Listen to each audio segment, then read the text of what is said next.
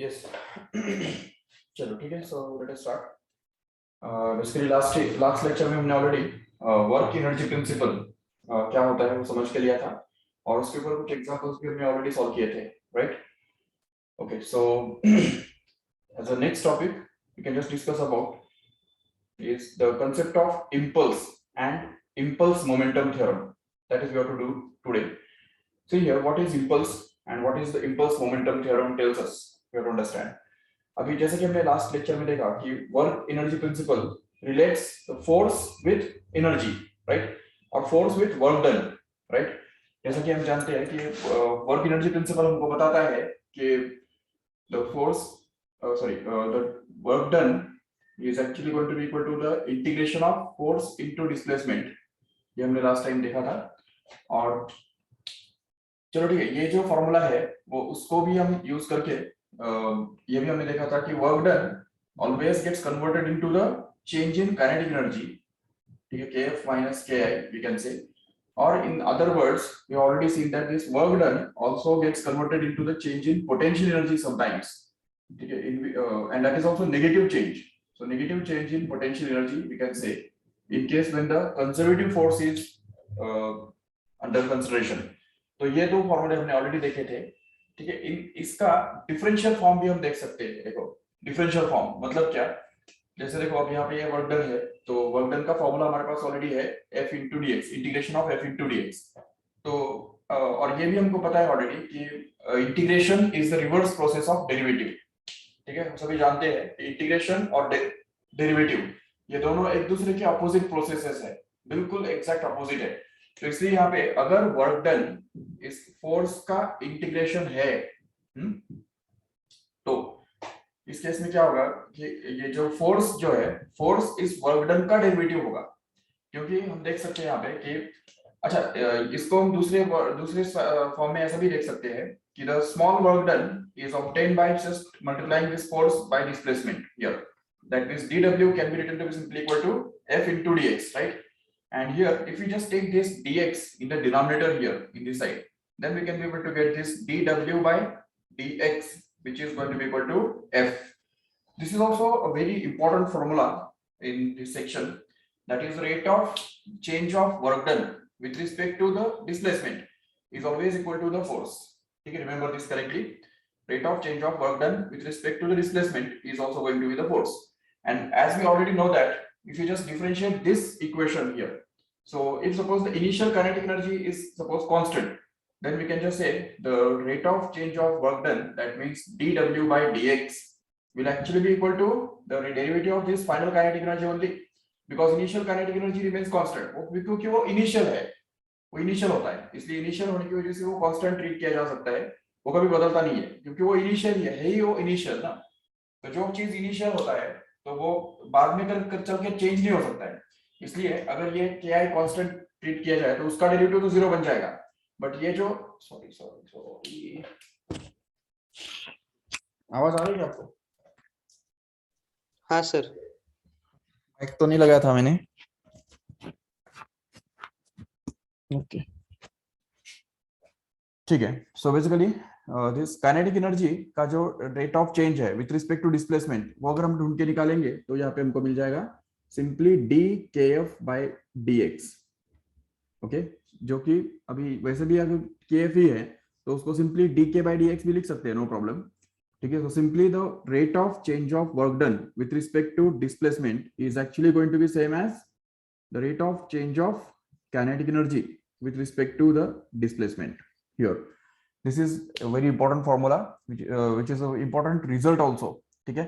And also at the same time here if we just differentiate this also, then we can be able to get this dw by dx in this case is actually going to be equal to again minus of duf by dx, just because here ui is again going to be constant, ठीक है। ये ui जो है वो initial potential energy होगा जो कि constant treat किया जा सकता है, और उसकी वजह से ये फाइनल पोटेंशियल एनर्जी का जो रेट ऑफ चेंज है विथ रिस्पेक्ट टू डिस्प्लेसमेंट वो हमको वर्क डन के रेट ऑफ चेंज के बराबर मिलता है। और इसी वजह से हम ये जो फॉर्मूला है वो दो और अलग फॉर्म्स में लिख सकते हैं। देखो कैसे, क्योंकि f is already equal to dw by dx, but dw by dx is going to be same as dk by dx, So we can just say that this F can also be written to be simply dk by dx, where k stands for kinetic energy, remember. And in this case, in case of in general, okay, in general, so ये होगा, और इसमें इसी इसी हालत में यहाँ पे ये भी यूज कर सकते हैं और बोल सकते हैं कि the force in case of conservative field, force will actually be equal to minus of du by dx here. That means, in short, if we have given with the expression for potential energy, for example, suppose हमारे पास एक potential energy का expression है, the potential energy of a particle is given by u, that which is equal to 2x square minus 5x plus 3, suppose ये equation दिया हुआ है. So if we want to find out the force acting on the particle, in this case, अगर ये ऐसे case में अगर हमको फोर्स ढूंढ के निकालना है तो हम क्या कर सकते हैं, उसके लिए हम ये वाला फॉर्मूला यूज कर सकते हैं. डिफरेंशिएट करना पड़ेगा. Yes. Simply we have to differentiate this expression for potential energy and we can get the expression for the force simply. So d minus 4x. Yes, minus of du by dx, where d by dx of this whole thing, which is 2x square minus 5x plus 3. अभी derivative के सारे rules अगर use करेंगे तो देखो 2 is constant out, x square का derivative 2x होता है, 2x 5 as it is, x का डेरिवेटिव 1 हुआ करता है, और प्लस 3 का derivative 0 because it's a constant. So in this way we can just get the expression for 4x plus 5. Yes, minus 4x plus 5. So और minus sign distribute करेंगे तो minus 4x plus 5 ऐसे बन जाएगा, और we can also call it as 5 minus 4x in this way. So this is the expression for force itself. If you want to find out the force acting on the particle at x equal to 1 centimeter, then we can put this x equal to 1 here Newton. and get the force to be 1 Newton as a final. In the same way, if you want to find out the force at x equal to 2 centimeter, we can just put this x equal to 2 minus 3 Newton. Yes, we can get this minus 3 Newton to be the force acting on the particle when that particle will be present at a distance x equal to 2 centimeter from the origin, like this. So in this way, from this equation, we can just find out the force if we know the expression for potential energy. Remember, तो potential energy का expression अगर हमको पता है तो उस case में हम force का expression ढूंढ सकते हैं, no doubt. So this is one of the important thing we have to understand. And even this can be done with kinetic energy as well. Suppose kinetic energy का भी अगर expression दिया हुआ है with respect to distance, okay, kinetic energy should be expressed in terms of x, ठीक है, x in case of x. तो इस तरह से अगर वो गिव किया हुआ है -4x स्क्वायर, ऐसा अगर दिया हुआ है, सॉरी नेगेटिव तो होता नहीं है वो, तो simply kinetic energy is given to be 4x square simply, then we can just get the force acting on that particle to be simply F is equal to dk by dx, which is actually going to be simply equal to 8x. That's all. From which we can get the force at different distance or different coordinates by putting the value of x coordinate in this expression here. Yes, अगर ये heavy नहीं हो रहा है तो मैं इसका जो 3D वर्जन है वो भी अभी बताने वाला हूँ. अगर इसमें कुछ डाउट है तो जरूर पूछो पहले.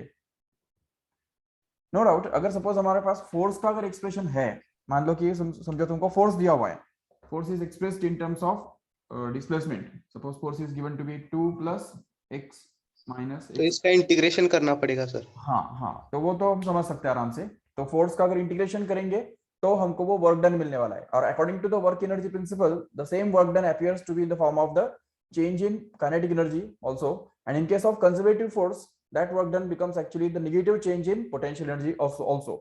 So accordingly we can find out the change in kinetic energy or change in potential energy if the expression for force is already given.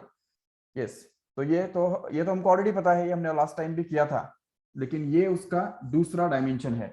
ठीक है, we can just see the same formula from another aspect or another point of view here in this case, in which the expression for potential energy or kinetic energy will be given, and we'll have to find out the expression for the force acting on the particle at any displacement. Yes, अगर इसमें कुछ doubt है तो जरूर पूछो, क्योंकि इसके आगे हम अभी इसका 3D वर्जन देख रहे हैं, जो कि थोड़ा सा हेवी आपको लग सकता है, ये थोड़ा सा डिफिकल्ट लग सकता है. No doubt, sir. Okay, so let us see the 3-dimensional, or you can say vector form of this equation.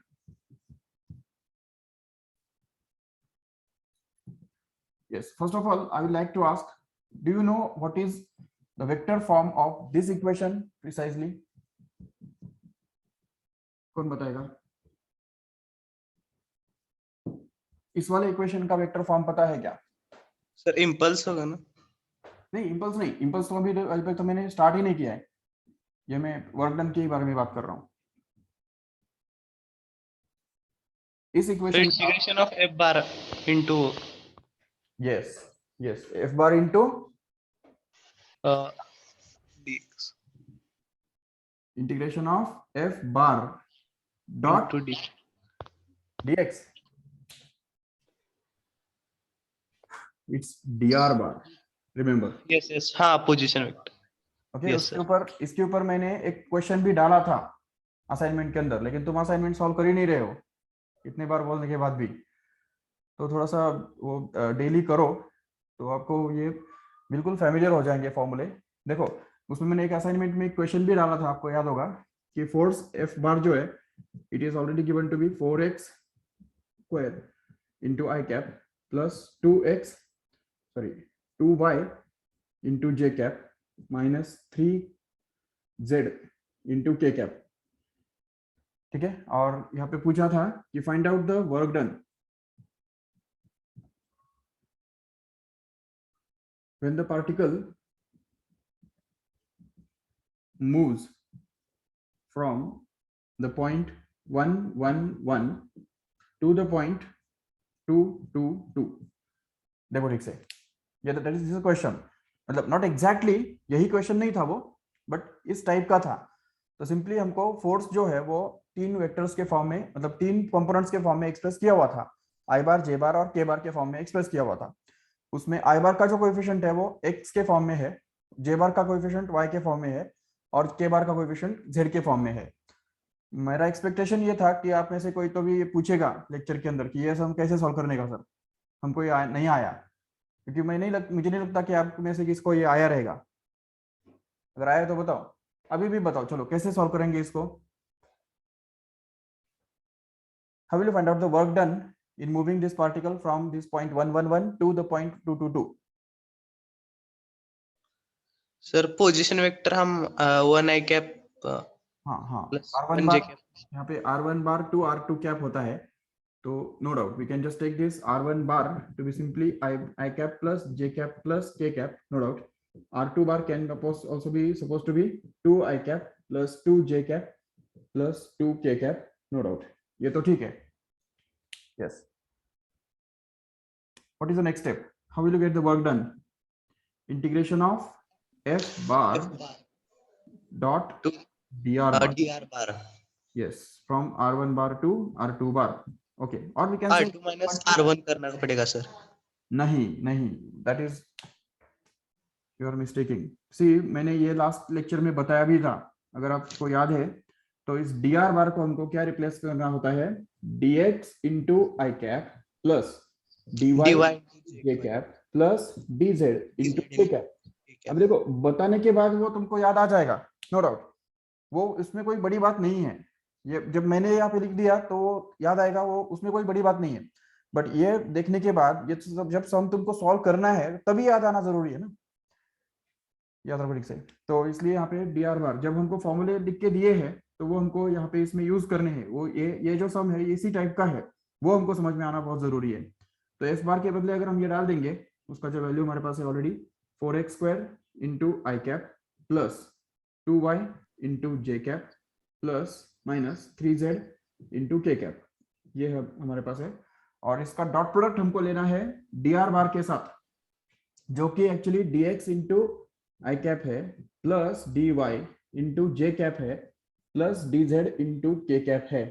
So that, and this is from 111 to 222, ये ऐसा करेंगे तो भी चलेगा, या r1 बार टू r2 बार लिखे तो भी चलेगा, no problem. But here in the next step we can just have this as this 4x square will just get multiplied with dx here plus this j bar coefficient will get multiplied with this j bar coefficient in this case here, because it's a dot product, right?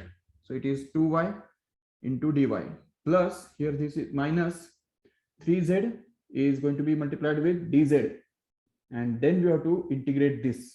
Yes, and this is also from 1 1 1 to 2 2 2 as well.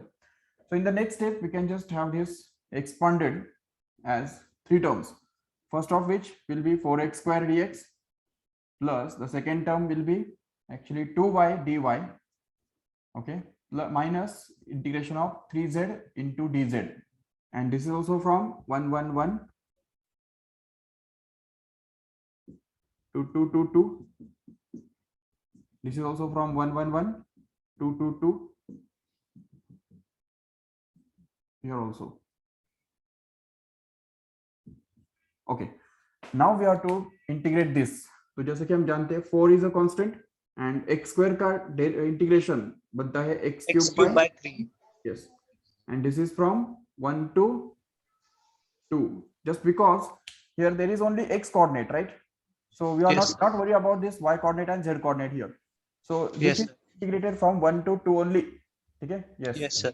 And then the next term, it is 2y, sorry, 2 is out. होता है 2 times of y square by 2, मतलब simply y square हो गया वो, y square 2 to cancel, and here it is going to be integrated from 1 to 2. ये 1 to 2 जो है वो ये वाला 1 और ये वाला 2 हमने सिलेक्ट किया है यहाँ पे, ठीक है, जो कि इस कोऑर्डिनेट्स का y कोऑर्डिनेट है actually, okay, minus 3 times of, here it is z square upon 2 again, and this is also integrated from 1 to 2 only, just because z coordinate of this particle point is 1 and z coordinate of this second point is also 2 here. तो सभी को हमको 1 to 2 he integrate करना है. It is just because all these x y z coordinates of this initial point and final point are same only, इसलिए हम यहाँ पे 1 to 2 1 to 2 1 to 2 सेम ही आ रहा है. अगर अलग होते तो अलग आता था, जो भी होता वो आता था. तो इसको फाइनली करने के बाद क्या आएगा, देखो 4 times of 8 by 3 8 by 3 minus 1 by 3 minus yes, 1 minus plus here it is 2 square 4 minus 1 minus here it is 3 by 2 into 2 square, मतलब 3 4s are 12 minus here it is 1, so 3 by 2 simply, that's it. So if you just solve this still further, then we can be able to get this 4 into 7 by 3 here plus 3 minus here it is 12 by 2 minus 3 by 2. 8 by 2 8 by 2 नहीं नहीं नहीं, check करो ठीक से, देखो ठीक से, 9 by 2 sir. हाँ 9 by 2, okay, 9 by 2 is will be, and then we can just solve this further and get this 28 by 3 minus plus 3 minus 9 by 2. इसको हम अभी LCM 6 ले लेंगे, तो यहाँ पे 6 कॉमन आ जाएगा, इसको इंटू 2 करना पड़ेगा LCM बनाने के लिए, इसको 3 से मल्टीप्लाई करना पड़ेगा, जो कि ये 56 बनेगा, प्लस इसको तो 6 से ही मल्टीप्लाई करना, डिवाइड करना पड़ेगा, 6 3s are 18 and minus here it is going to be 27 here. So 18 minus 27 comes out to be 9 minus 9 actually, 56 minus 9 becomes 47, 45 right? 47, yes 47 by 6 7 divided by 6. This is actually going to be the final answer, which is going to be in joule. Actually the work done in this process here. तो ये जो question है तो वो हमको इस तरह से करना था.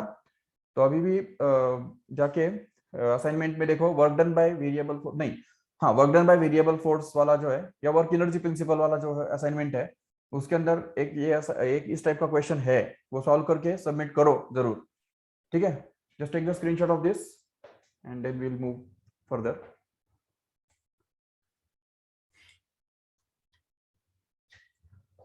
यस, ओके, तो अभी यहाँ पे इस इक्वेशन के अंदर तुम देख रहे हो कि फोर्स का एक्सप्रेशन हमको ऑलरेडी दिया हुआ था, और उससे हमने क्या किया, वर्क डन ढूंढ के निकाला, बराबर. फोर्स दिया था, वर्क डन ढूंढ के निकाला. लेकिन अगर कभी दूसरे सिचुएशन में मान लो कि वर्क डन दिया जाता है, या पोटेंशियल एनर्जी या काइनेटिक एनर्जी का एक्सप्रेशन दिया जाता है, और तुमको अगर फोर्स का एक्सप्रेशन ढूंढ के निकालना है, तब तुम क्या करेंगे, तो उसके लिए तुमको इसका डिफरेंशियल फॉर्म यूज करना पड़ेगा. ये जो इक्वेशन हमको दिख रहा है यहाँ पे सामने, उसका डिफरेंशियल फॉर्म हमको यूज करना होगा. What is the differential form of this equation? That is, we have to understand now. So let us do it.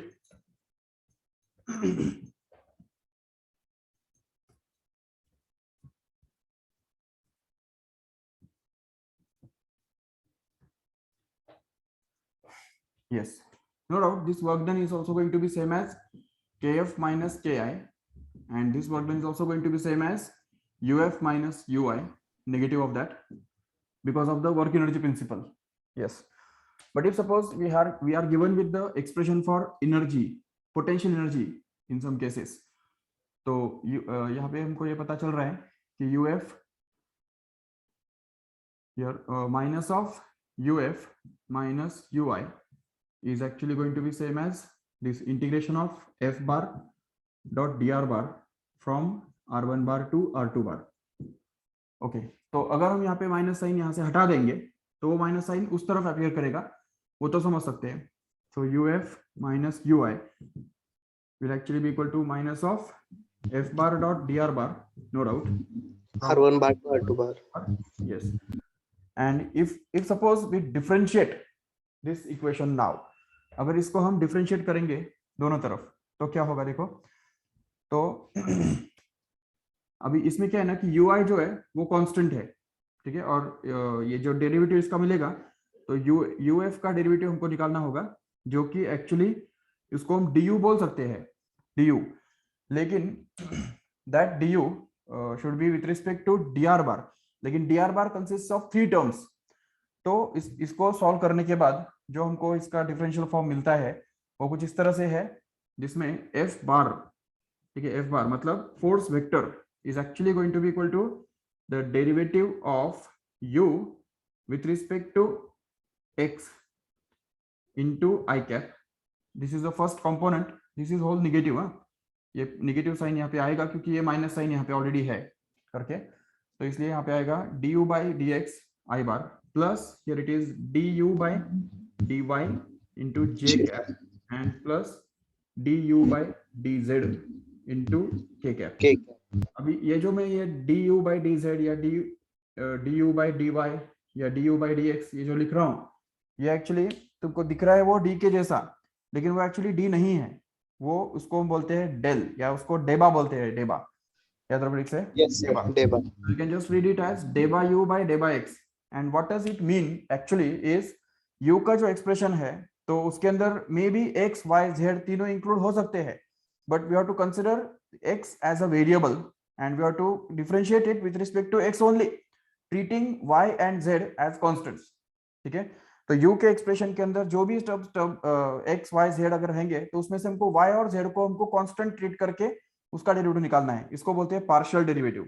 and when we find out the partial derivative of u with respect to x and partial derivative of u with respect to y and z and multiply them by k, I bar, j bar, k bar and multiplied by negative sign, then we can just get the expression for the force as a final here. So for example, दूसरा एक example हम यहाँ पे ले लेंगे जिसमें u जो है u bar, sorry u bar नहीं, u तो स्केलर होता है, u is suppose given as 4x square y z cube. Okay, देखो ठीक से ये हमारा पोटेंशियल एनर्जी का एक्सप्रेशन दिया हुआ है, तो अभी इसमें से हमको फोर्स वेक्टर निकालना है, find out the force. Okay, the same similar type of question is already here, find the force acting on the particle. Okay, so force potential energy is already given and we have to find out the force acting on the particle here.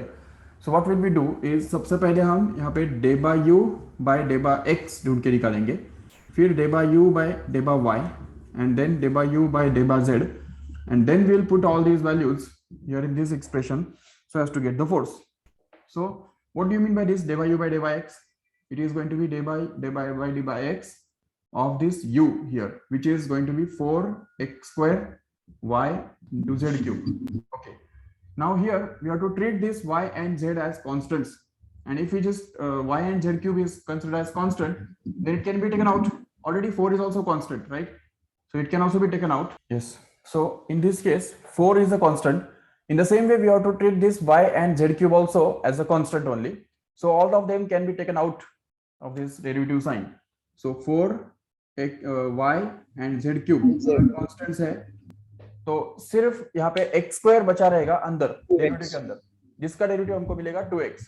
तो यहाँ पे ये होता है इसका मतलब, ठीक है, जब हम पार्शियल डेरिवेटिव निकाल रहे होते हैं तो यहाँ पे हमको जो यहाँ पे नीचे वेरिएबल है उसको सिर्फ वेरिएबल ट्रीट करना है, भले वेरिएबल तीनों है, ऐसा नहीं कि यहाँ पे सिर्फ x ही वेरिएबल है, तीनों वेरिएबल्स है, लेकिन जब हम y और z को कांस्टेंट ट्रीट करके x के विथ रिस्पेक्ट टू डेरिवेटिव निकालते हैं उसको बोलते हैं पार्शियल डेरिवेटिव और उसको डिनोट करते हैं d by u by d by x से. Similarly, d by u by d by y, when we try to find it out, sir इसका 4x स्क्वायर z क्यूब बाहर आएगा, correct, मतलब constant, yes, and so y yes, 1 होगा. z cube is taken out and derivative of y here is going to be 1 with respect to y because ये दोनों same ही तो है, ठीक है नहीं. और तीसरा जो है वो d by u by d by z of the same function 4x square y it is 4x and z cube here. 3z square. Yes, 4x square into y is taken out, but Yes, z cube and का जो 3z derivative है तो वो हमको मिलेगा 3z square as it is, and then we have to put all these values here in this case so that we can get the force vector to be simply minus of du by dx, where which is 4x 4 into 2 8 बन जाएगा ना. इसको हम simplify करके यहाँ पे लिख सकते हैं 8x y yz cube. Yes, here you can write it as 4x square z cube, and here you can write it as 12x square x square y z square. z. That's all. If you just put all these values here, then you can be able to get this 8x y z cube into I cap plus d by u by x is 4x square z cube into j bar plus finally 12x square y z square into k cap. And this is the expression for the force. Actually, this is the expression. But if you want to find out the force at, suppose यहाँ पे force acting at a point whose coordinates are given to be 1 1 1 suppose, तो फिर क्या करना है हमको, यहाँ पे ये जो फाइनल वैल्यू हमको मिल रहा है फोर्स का, उसके अंदर हमको x और y z के बदले 1 1 1 डालना है. सो ये फोर्स का एक्सप्रेशन तो हमको मिल गया, 8yz क्यूब होगा ये sir. yes, so force at the point 1 1 1 can be easily found out to be simply f bar to be simply 8 I cap minus minus, yes, so 8 I cap plus 4 j cap plus 12 k cap. This is actually going to be the force acting on the particle at that particular instant, particular point of space. Okay, तो उस particular point पे जब ये particle आएगा तो उस समय उसके ऊपर इतना फोर्स काम कर रहा होगा क्योंकि उसका एनर्जी जो है, पोटेंशियल एनर्जी जो है वो इस एक्सप्रेशन से दिया हुआ है. ओके, तो इस तरह से हमको पोटेंशियल एनर्जी अगर दिया है तो फोर्स निकालने का ये तरीका है, तो ये हमको याद में रखना है. This is the vector form of that equation which you have just seen previously. Okay, just take the screenshot of this also.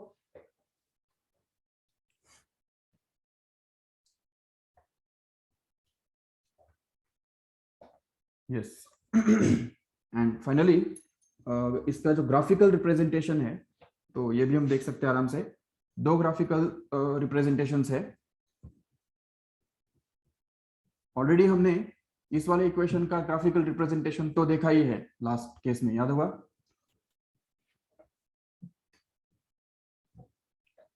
What is the graphical representation of this equation?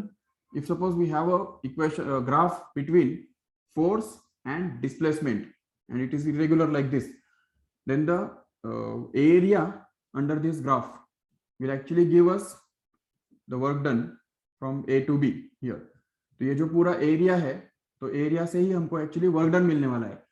और in short, according to the work energy principle, this area will also give us the change in kinetic energy also, or in case of force, work done will also give us the negative change in potential energy also here.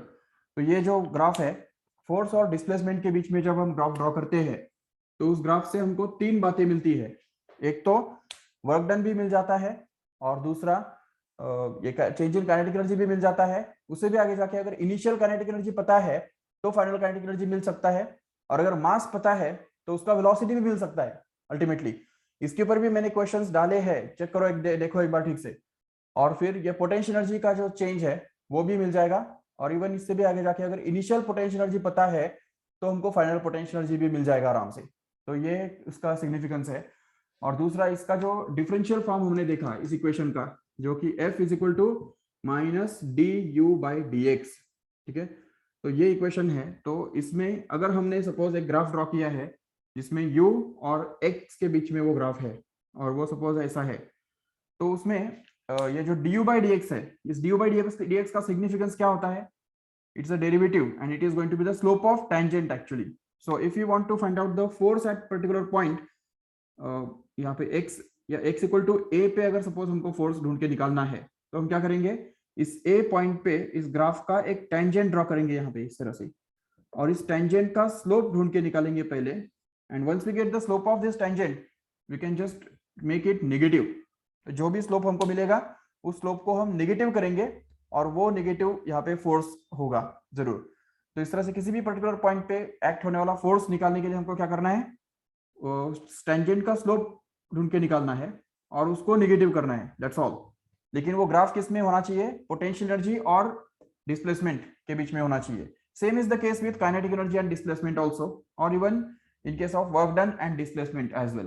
Okay, for example, if suppose the graph between potential energy and the displacement is given like this, suppose this is the graph, देखो ठीक से,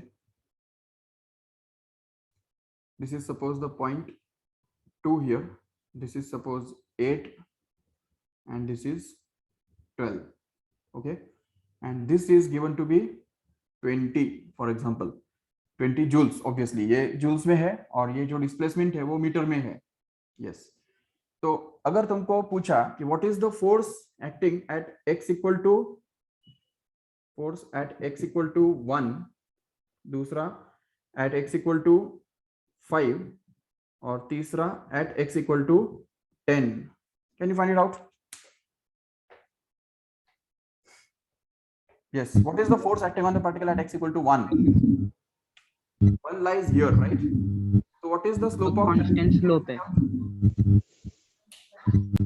yes, what is the slope of tangent or slope of this interval? 20 by 2, 10, 20. Very good, 20 by 2, right?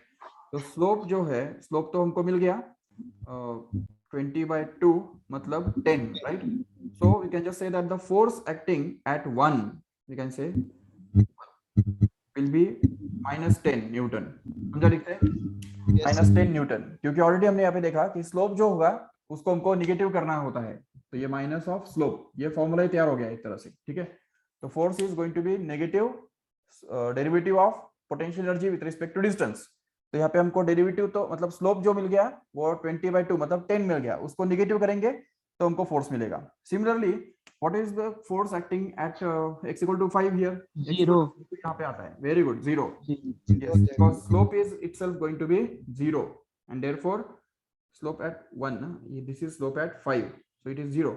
So force acting on the particle at x equal to 5 will also be 0 because negative of 0 is 0 only. And तीसरी बात कि if we just find out the slope at a point 10 here, क्योंकि 10 Five. between 8 and 12 here, so 10 point पे slope कितना है? 5. ये 4 है और ये हाइट कितना है? 20 है, करेक्ट? इसका कोऑर्डिनेट्स अगर हम ढूंढ के निकालेंगे तो हमको मिलेगा 8, 20, ओके? और इस पॉइंट के कोऑर्डिनेट्स क्या है? Simply 12, 0, that's it. So if you just find out the slope of this line by using the formula y2 - y1 upon x2 - x1, तो इसको x2 y2 ले लेंगे और इसको x1 y1 ले लेंगे, तो इससे हमको ये y2 - y1 करने का मतलब है 0 - 20 करना, और x2 - x1 का मतलब होगा 12 - 8 here, so this is 12 - 8 which actually comes out to be -20 upon 4, okay? This is going to be -5 actually. Slope तो -5 है, but if you want to find out the force acting on the particle, 5 Newton. will be minus of -5, which is +5 simply. So 5 Newton. This is actually going to be the slope force acting on the particle at that particular space of point of space. Remember. तो इस तरह से हमको slope निकालने से force मिलता है और एरिया अंडर द कर्व निकालने से, ठीक है, जो वर्क डन है या चेंज इन काइनेटिक एनर्जी है या चेंज इन पोटेंशियल एनर्जी जो है वो मिलता है। इसका एग्जांपल लेने की जरूरत नहीं है, ठीक है ना? यह है एरिया निकालने का। एरिया तो क्या है? ट्रायंगल का एरिया मतलब half into base into height, और रेक्टेंगल का एरिया मतलब लेंथ इंटू ब्रेड्थ, और ट्रेपेजियम का एरिया मतलब क्या होता है? Half into sum of parallel sides into height. Sides into height, that's it. तो ये तो हमारे पास ऑलरेडी है, तो एरिया निकालना कोई बड़ी बात नहीं है, बट एरिया निकालने से हमको मिलता क्या है, याद रखो ठीक से, वर्क डन और चेंज इन काइनेटिक एनर्जी और change in potential, negative change in potential energy, but the graph should be between force and displacement. Then and only we can just find out the area and interpret it in this way. And if suppose the graph is between u and x, then we can just find out the slope and get this slope, negative of the slope, to be simply the force. Okay, in this case.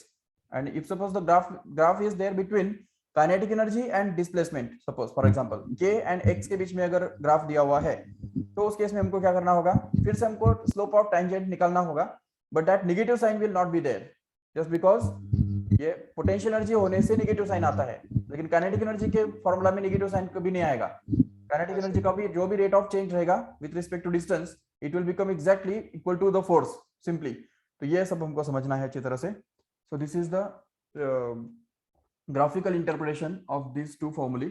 Remember, just take the screenshot of this also.